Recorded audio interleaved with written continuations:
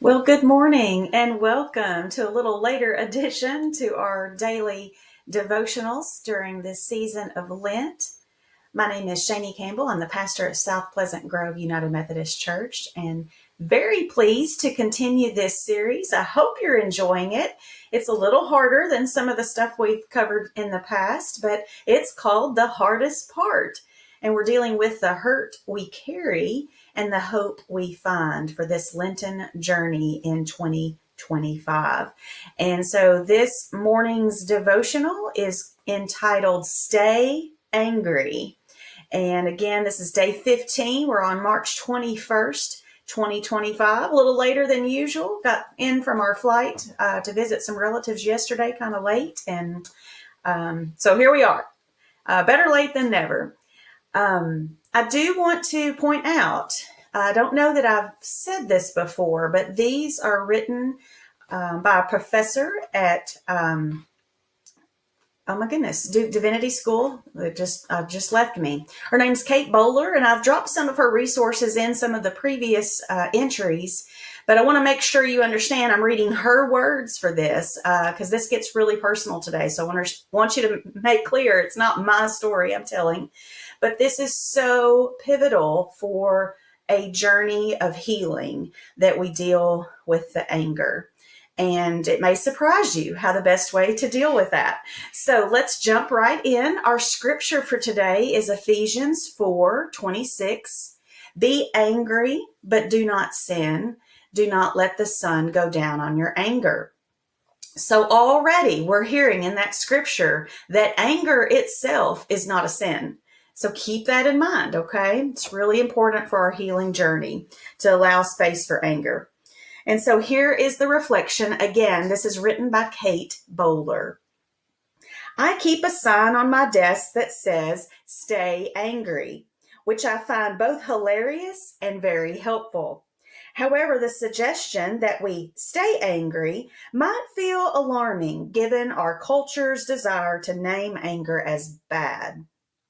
But anger has saved my life when hospitals or insurance companies kept ignoring me. And if you'll remember, she's writing from a background of dealing with stage 4 cancer. So she's been through it with insurance companies and hospitals and doctors. The devotion continues. It has kept me from giving into unfair expectations of me. Hello, sexism. Anger lets us know when a boundary has been crossed. Anger lets us know when a boundary has been crossed. Anger responds to injustice and to grief, telling us the world is not as it should be. Perhaps anger isn't negative. It's just information that tells us that something is not right and maybe it's time to act. So, if you're like me and you need a little anger, then how about this for encouragement? Stay angry, my friends. And man, I hope that we can all relate to this in understanding that anger can come out of not just trauma, but grief and just those boundaries being run over. And so boundaries are so important. Here is the response, and you're going to get a chuckle at this because obviously this was not written recently with the prices of eggs, but here's our response. I have started a spiritual practice of rage. Want to join? Grab an egg or two you wouldn't mind wasting. And she says, I keep the expired ones on hand for this very moment. Throw it as hard as you can into your sink. How does it feel?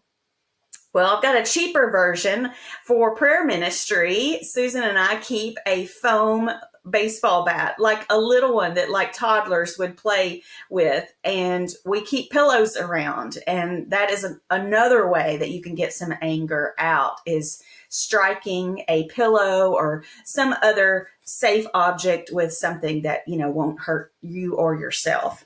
Again, anger is not a sin. it's what we do with that anger that can become a sin. So we want to find safe ways to let out that anger. And then actually we want to sit with anger long enough to get to the root of what it's coming from, and then deal with that, through prayer, through counseling, sometimes medication. I mean, it's whatever our bodies, our brains, and our souls need, right? So I hope you really get a lot out of this one today on Stay Angry. We will close, as we have been doing, with one of Kate's blessings. This one is from the book, The Lives We Actually Have, 100 Blessings for Imperfect Days. The title of it is Blessing for Feeling It All. And this will be our closing prayer. Blessed are you who feel things big, you who might feel embarrassment because of how overwhelming things can be. Blessed are you who need reminders that emotions are not bad or good. They are just information. You feel angry because this is unjust. You feel sad because this is awful. You feel tired because this is exhausting. Your emotions are not wrong or bad, or lying to you, or telling the full truth. They are giving you a bit of data that you shouldn't ignore. We love and lose and fall and get back up and fail and try again. Your humanity is not an affront. We are reminding ourselves that this is how we're made. To feel pain, grief, stress, risk, fear, and heartbreak. So you are a beautiful creature. Here is your permission to feel big, to feel joy and delight and excitement, and sorrow and fear and despair. All the yellows and pinks and violets and grays, because you are the whole dang sky. And that is our closing prayer, again, written by Kate Bowler. And we will continue the hardest part on time or a little bit late.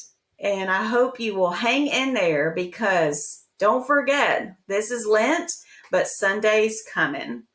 All right. We'll see you tomorrow, hopefully a little closer to 6 a.m. Have a beautiful, gorgeous, and if you need to, terrible day.